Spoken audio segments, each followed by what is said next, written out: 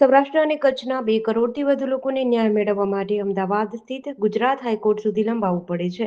આ વિસ્તારના લોકોને સરળ, ઝડપી અને સસ્તું ન્યાય મળી રહે તે માટે રાજકોટ ખાતે ગુજરાત હાઈકોર્ટની એક બેન્ચ શરૂ કરવા માટેની માંગ વર્ષોથી પેન્ડિંગ છે. તાજેતરમાં રાજકોટ મુકામે યોજાયેલી સૌરાષ્ટ્ર કચ્છના તમામ જિલ્લા અને તાલુકા બાર એસોસિએશનના પ્રમુખ મંત્રીઓની બેઠકમાં આ અંગે નિર્ણય લેવાયો હતો.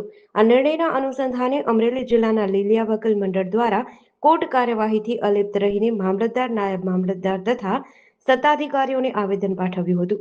વકીલ મંડળે રજૂઆત કરી હતી કે રાજકોટ ખાતે બેન્ચ શરૂ થવાથી અમરેલી, ગીર સોમનાથ સહિત સૌરાષ્ટ્ર કચ્છના તમામ જિલ્લાઓના વકીલો અને અરજદારોને ન્યાય મેળવવામાં સરળતા રહેશે.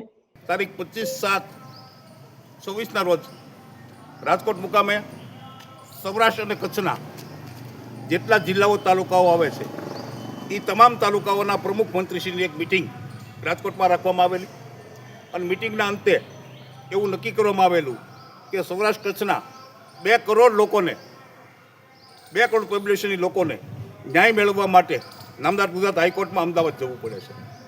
તો હાઈકોર્ટની એક બેચ જે વર્ષોથી અમારી માગણી પેન્ડિંગ છે, વર્ષોથી આ માગણી છે જ, તો હાઈકોર્ટની એક બેચ રાજકોટને આપે, જેથી કરીને કચ્છવાળાને, અમરેલી, ગીર સોમનાથના, સૌરાષ્ટ્રના તમામ જિલ્લાઓને નજીક પડે અને સરળતાથી ન્યાય મળે અને લોકોને પણ સરળતાથી ન્યાય મળે એવી અમારી નમ્ર માગણી સાથે આજરોજ અમે કોર્ટ કાર્યવાહીથી સૌરાષ્ટ્ર કરતા તમામ 12 તાલુકા જિલ્લાના કોર્ટ કાર્યવાહીથી અલિપ્ત છીએ અને આજરોજ ડેપ્યુટી કલેક્ટર અને નાયબ મામલતદારશ્રીને આવેદનપત્ર આપી અને ઝડપથી અમને રાજકોટમાં હાઈકોર્ટની બેચ મળે એ માટે આવેદનપત્ર આપે.